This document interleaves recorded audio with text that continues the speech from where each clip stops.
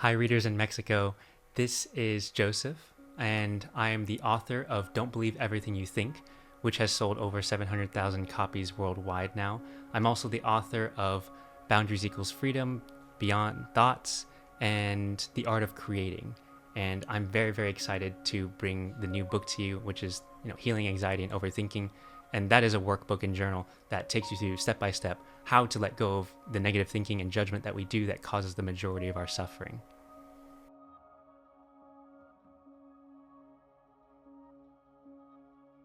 So the feelings, I mean, which feelings or emotions didn't I feel when writing the book? It was my first book, so I didn't know what to think at all, what to do, if it was good or bad. So it was quite a roller coaster of emotions because I think that the strongest emotion was fear initially because I wasn't credentialed. I didn't have a massive PhD background, scientific research for decades or something like that. I was just, still am a normal person that just has gone through a significant amount of, anxiety, overthinking, depressive episodes and things like that. So who am I to write a book about the mind, right? I mean, philosophers and all sorts of great thinkers have attempted this for thousands of years. And a lot of us are still struggling with the subject. So that's what I was struggling with a lot in the beginning. The more but then I kind of, took my own medicine and told myself, okay, is this relevant to what I'm doing? Is this useful? Is this type of thinking helping me, or is it not? And so I realized most of the thinking was just fear-based and not inspirational thought. So the more I let go of the thinking, the more I enjoyed the process and then fell into it and fell in love with it and began writing every single day. And over a course of however long it was, the book came out. But I wrote every single day, and it was the most blissful experience just being able to write it. And I felt like it didn't really come from me, but came through me. So as I was writing, I was learning as well. So sometimes when I go back in my own writing, I'll read it and say, oh my gosh, like that's amazing. I didn't even remember that. So I learn a lot from writing and reading what comes out. So from that, the emotion I would say is gratitude, appreciation, inspiration. But I had both sides of the spectrum.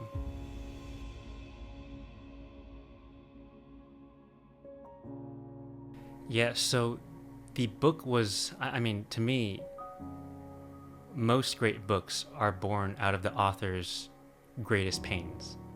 So for me, that was going through a very difficult time in my life where I had started an advertising business, grew it, and achieved a decent level of success and achieved the majority of my goals.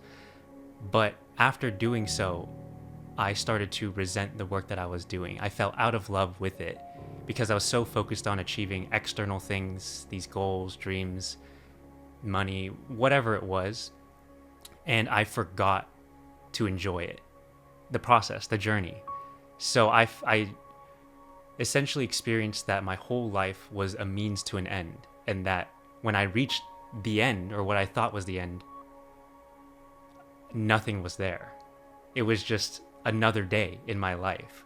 And so I thought it would, after accomplishing everything I thought I wanted and obtaining it, it was very empty, and it was more empty than before I started. And so that feeling transpired and grew, and that's why I was having a significant amount of chronic anxiety and overthinking and tons of stress because the business wasn't working. I lost a lot of employees. 80% of my clients left because of a lot of different circumstances. And then I had a really terrible business partner split that put me 50 grand in debt. So at that point, and my partner at the time, my now wife, but my partner at the time she developed chronic illnesses and had to be hospitalized multiple times over, had to get a feeding tube. And so it was a very, very difficult time, and not a good time to have an existential crisis. So I essentially hit rock bottom at that point because I felt like I lost everything. I didn't have anything else to look forward to, because if I set another goal, I'll just feel the same way again. So that's when I started to question my thinking, because the way that I was thinking was not making me feel at peace. If anything, it was making everything worse by saying, you're not good enough, you'll never accomplish, bigger and bigger goals, you'll never be important. Nobody will know or remember who you are in 100 years, say.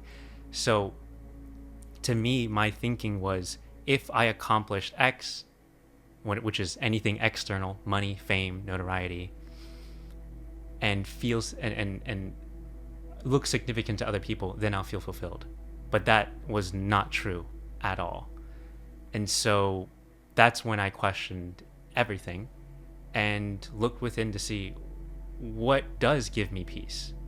What do I actually want to do with my life? And in the book, I asked this one question which shifted the trajectory of my life, which is, if I had unlimited money, already traveled the world, had no fear, and didn't receive any recognition for what I did, what would I do, or what would I create? And that question is so powerful because it is an ego eradicator. It essentially gets rid of everything that the ego cares about: money, traveling, hedonistic things like that, external things, fear, significance. And so once that question is asked, what is left for the ego to attach to? There's not much, if anything at all. So what came up for me was writing, speaking, and coaching. And that's what I began doing because I realized I wasn't doing any of those things at the time. So that's why I felt that way, quite empty inside. And when I do those things, I feel quite fulfilled, in flow, and at peace. And that's when I'm most present, doing things like this, like interviews and talking and sharing ideas.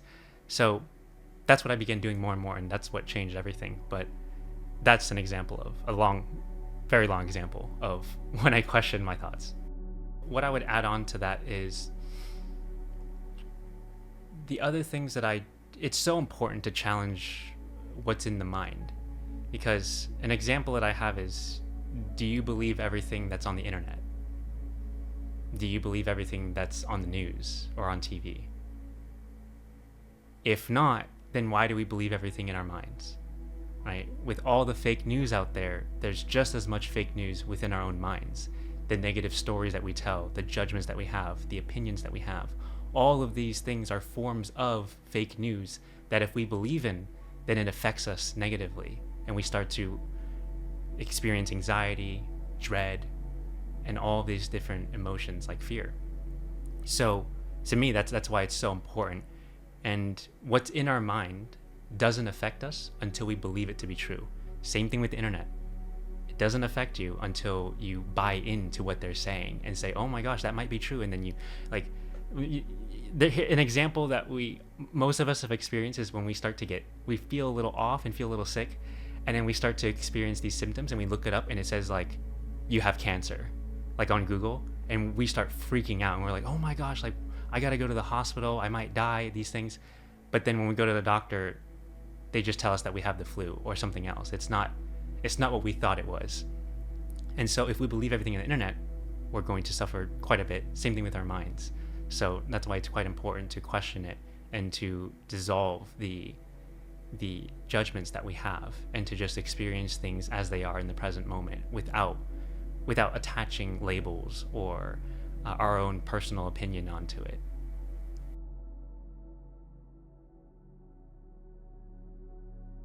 A thought is a neutral observation about something.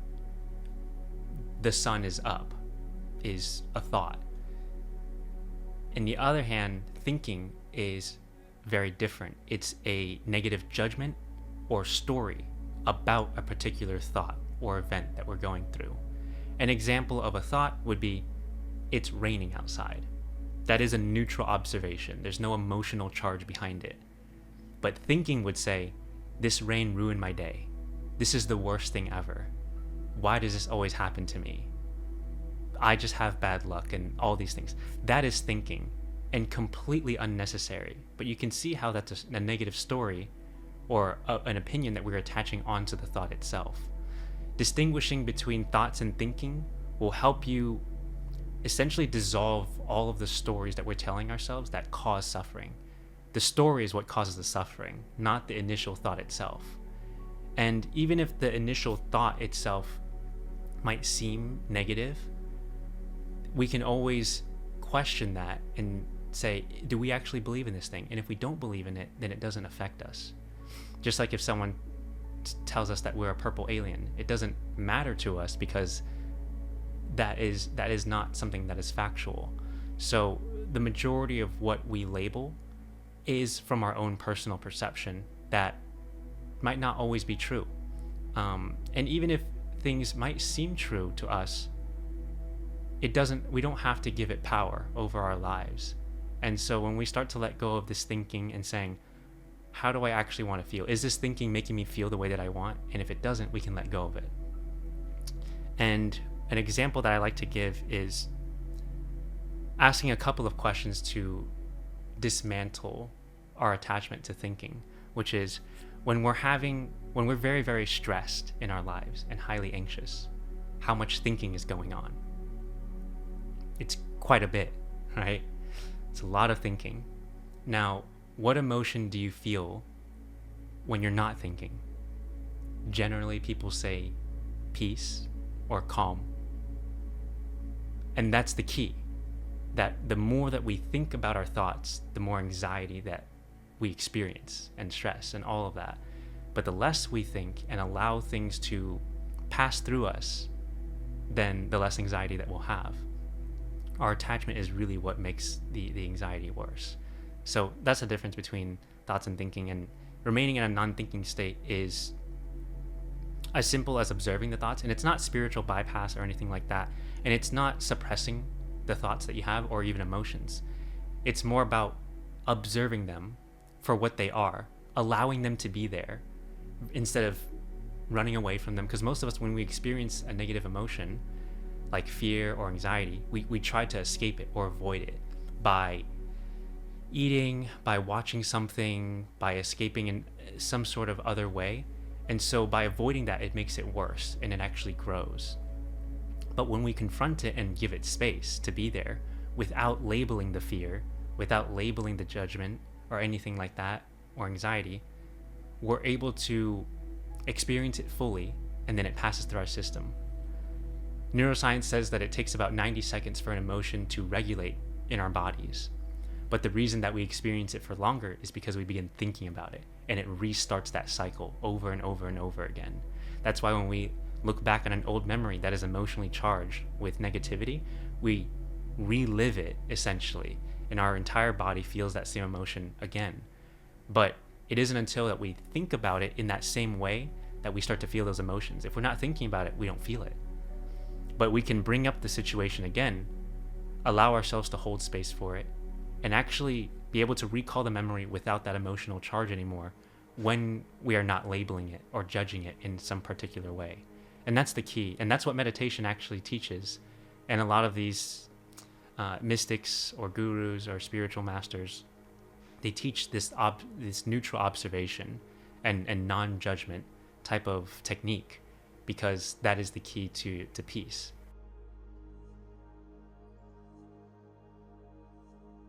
So my days I would describe as more as flow than anything else. I do have the privilege of being able to write full time, so it's not the same as most people who have a 9 to 5, so I am taking that into account. But I did write the book when I did have a 9 to 5. So I can speak to that specifically. But regardless, even before going to my job, I would have a particular routine. So it's not like just because we have a job, we can't feel peace. We can certainly do that. So what I do in the mornings is generally do some sort of exercise. It doesn't matter what it is. It could be as simple as walking, stretching. I do things like lifting weights or run. That generally gets my body activated and more so feeling in control of it rather than just going and not doing anything with it. I noticed that people who do exercise or have some sort of physical activity are able to better regulate their emotions and their mind than those who do not. And there are so many different benefits to that, which I'm not a health scientist or anything like that, but I mean, if you just do a few simple Google searches, you'll see just thousands and thousands of studies that show the benefits of exercise with the body and the mind itself. After that, I like to do some sort of meditation, and it could be as simple as 10 to 15 minutes. It's not an hour long or something like that, although it used to be for me, but I don't necessarily need to do it for that long. Some people do. And what that looks like is simply just putting on some sort of meditation music and then focusing on my breathing and then allowing whatever thoughts to come up and to notice them and observe them and then let them go. That's it. I'm not trying to fight them. I'm not trying to combat them in any way. I'm not trying to suppress them. And if thoughts come up, it's not a bad thing. It is very human and natural to have thoughts pop up in our minds. The part that gets us stuck and stressed out is when we start thinking about the thoughts and saying, oh my gosh, I need to do all these things. I'm going to be late, or my boss is going to yell at me for this, or anything like that. That's when we start getting stressed out. But are those things happening right now? Most likely not. We're just meditating. And so what meditation teaches us is presence, to focus on what is in front of us and what we're doing right now, not what is coming in the future. And this doesn't mean that we stop planning altogether. We can certainly plan, but we want to plan from more of an objective and neutral place, where we're not saying, oh, I need to plan this because the world's going to fall apart, or I'm going to go bankrupt, or I'm going to lose all my money, I'm going to lose my job. It's more so planning out of inspiration and saying, here's what I want to do with my life. Here's what seems exciting to me right now, versus what's going to happen when I go into work and I miss my deadline and all these things, and what are my classmates or what are my colleagues or coworkers going to think of me. That type of rumination is unnecessary and unhelpful. So I'm not saying don't plan. It's just when we plan, we don't need to attach all those negative judgments to it. And it can be an actually a cathartic, therapeutic, and even enjoyable process to plan some things out like that. And then the other very, very important thing that I do is throughout the day, which is if I begin to experience some sort of negative emotion like anxiety or stress, fear, depression, anything like that, then I stop myself and begin to do some deep breathing. And I will ground and center myself and ask myself, is this thinking making me feel the way that I want? Is this thinking useful? And if not, then I choose to let it go. And I use the mantra in the book, which is thinking is the root cause of suffering. And if I repeat that mantra enough and focus on the breathing, then the emotions pass and I come back to center and peace again, and then I can go about my day. But it's very important that I do that throughout my day, because then I just don't bottle up all of the anger, frustration, anxiety. I certainly feel those emotions throughout the day, but it's not about preventing it from happening. It's more so shortening the time frame that we experience those and remember that we are safe, that we are whole, that we aren't going to die, that our lives aren't useless, right? And that we're here for a reason, that we are important. So that's the practice that I do throughout my day, rather than just trying to rely on a 15-minute meditation in the morning to carry out throughout my whole day. So that way I'm not just doing meditation in the morning, but I'm actually in a meditative state throughout the day. And that is the state of non-thinking, or in other words, a state of flow. When you're not thinking, you're in flow. It's natural. And if you think of kids, how often are they thinking or overthinking things? Like how much when they're playing are they questioning themselves and saying, am I playing the right way? Or what do my friends think of me and things like that? Or what do my parents think of me? They're not thinking of that, they're just playing. And that's the state that we can be in as well if we let go of our thinking and let it pass. So those are the general practices that I do, but you don't have to do it in that exact way. I would encourage you to explore different modalities. For example, yoga could work for you, breath work can work for you, cold plunge therapy, right? Like in an ice bath, different forms of exercises. It doesn't matter. Whatever helps you think less and ground you in your body, those are great things to do. And then what's important is to remember throughout the day that you can let go of your thinking and to practice that deep breathing. And you'll start to experience a huge shift within a week of doing that. So don't try to do this. Don't try to change your whole entire life in a day, or try to commit yourself to a year-long endeavor. Just say, for the next week, I'm going to try this one thing, and that's it, and see how you feel. That's generally how people get the best results.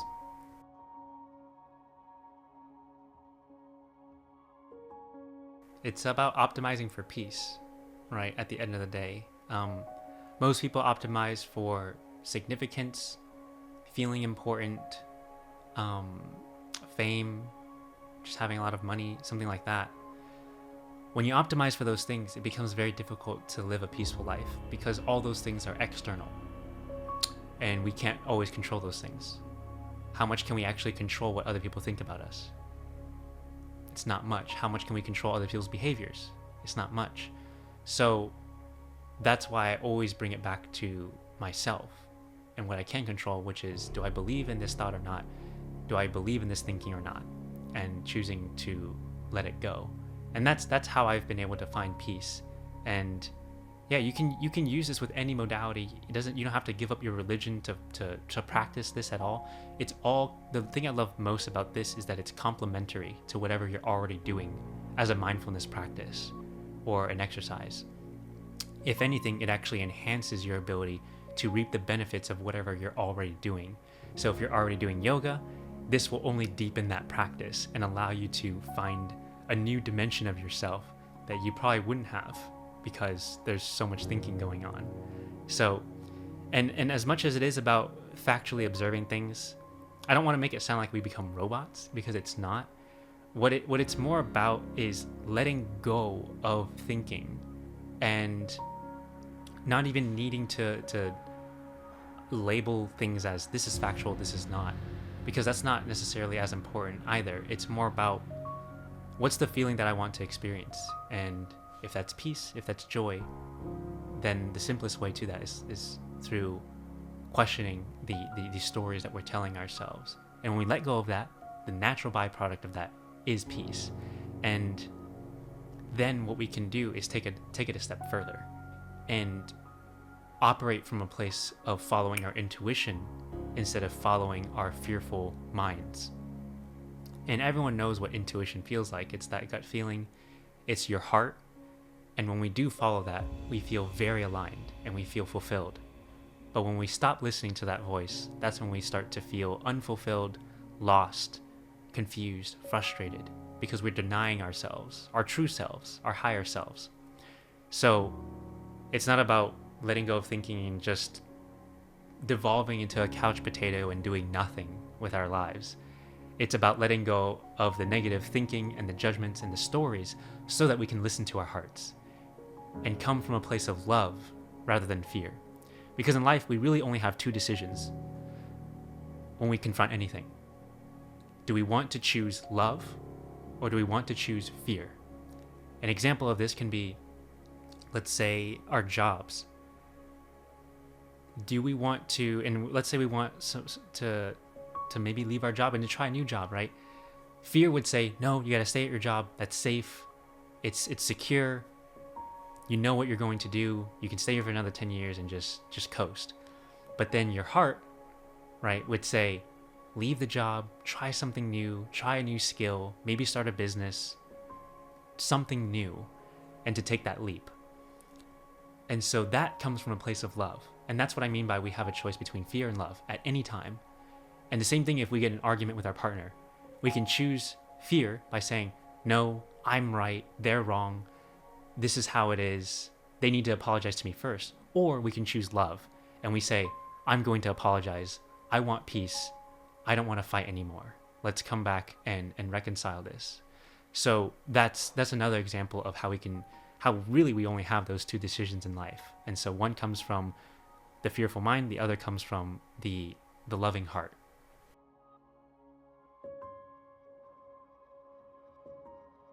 This is a great question. So let's dive into climate change, for example. Like you already alluded to, a lot of it is out of our control because the majority of the pollution is coming from different companies, oil companies, coal burning things, power plants. So that is something that we can't easily ourselves just stop doing. Like we need electricity for our house and things like that. We need to drive a car, right? So when it comes to those things, well, number one is the news really doesn't help this. So if we are, like you alluded to before, which is if we're constantly taking in all this negative news, then we're going to start thinking in that same way. The news's job is to really instill fear into us because that's what gets our attention. But if we're constantly tuning into that, then that's the primary emotion that we're going to experience. Now, if we kind of stop that altogether, it does help significantly with anxiety, like just not needing to listen to the news or all that stuff. Now, how do we actually make an impact with climate change? That comes back to things that we can control. So if we come back and let go of the thinking and then use inspirational thought, what are some things that we can do and can control that would help alleviate or solve this issue? Well, that comes back to our personal choices. So what are the things that cause a lot of greenhouse gases or carbon emissions into the atmosphere? So that comes back to plane travel, car travel, the electricity in our house, right? And maybe doing recycling or things like that, maybe switching to solar. It's like, what things can we do? And then do that. But if we can't do that, and if it's not economically feasible, that's okay too. It's just, now we have the intention, right? Maybe we can spread the message of reducing how much we're driving or carpooling with others when we can, riding our bikes to work, flying less, right? And maybe taking the train because that emits less carbon dioxide into the atmosphere. Maybe we can offset our carbon emissions by donating to societies, organizations that plant trees to offset a lot of the carbon emissions that are being emitted into the atmosphere. So that's actually something that I'm doing personally, because I have to travel for work sometimes, like by plane or by car. So, but that's something that I can focus on and control. And so I'm personally going out and doing that, and then also evangelizing it, and then supporting these organizations that are doing really good work to help the climate change crisis. And so when and what I do is I just give it my best, because that's all we can do, right? Like, we can't do everything, but we can do what we can. And to me, that's important, and that makes a meaningful impact, no matter how small it is. Because if everyone did that, then we would solve the climate crisis. So it all comes back to intention and focusing on that. And I let go of the rest. If we do solve it, fantastic. If we don't solve it, that's okay too, because I gave it my all. I really did everything that I could. But I'm not going to sit here and constantly be anxious about how the world's going to implode, or that we're ruining the whole entire earth, because I know that there are so many people actively working for this cause, and I will do everything I can to help support them. So that's an example that we can apply anywhere in life, not just to the climate crisis, is just giving it our best and letting go of the rest.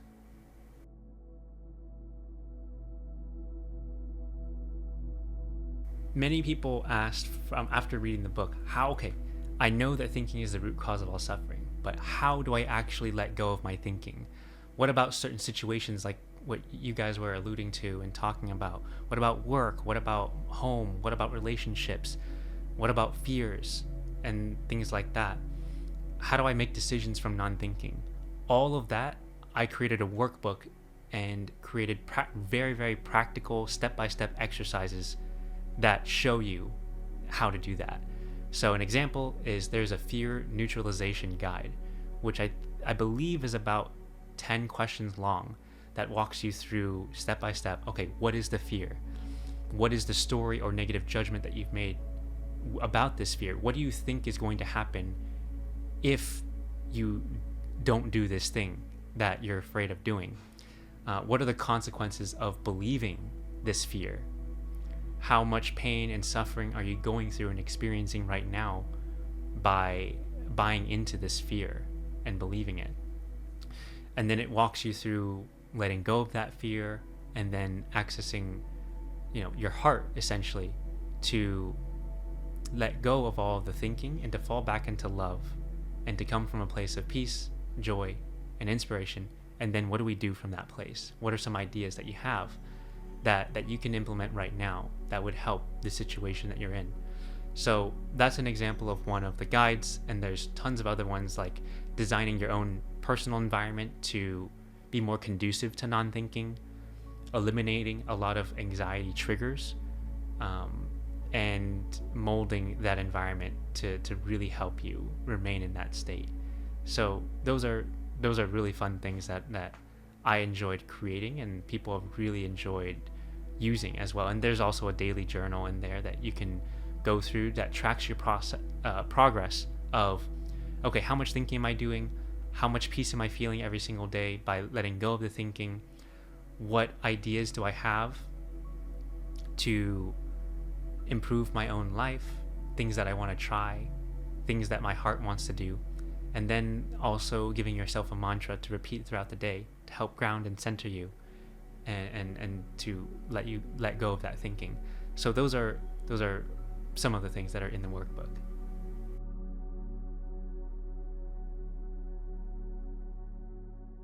If you are more visual or tactile learner, where you love writing things down, you love journaling, or you love going through or having your hand held and walking you through a particular system to dismantle things. If you go to therapy, right, that's why we go to therapy. We need a little bit more help and assistance to apply some of the concepts that we're learning. That's a big reason that you would want this workbook. And if you love like journaling, like I said, this thing has a daily journal in the morning and at night. If you want to track your progress, and if you want to remain grounded and constantly have this reminder of how am I doing, am I improving, and just keeping that top of mind for you, then the transition and transformation becomes significantly easier because it's now becoming a practice. So you can certainly do it without the workbook, but it becomes much, much easier to do it with the workbook, where almost any situation that you encounter, there is some sort of workbook exercise that can complement and help you work through the issue that you're facing.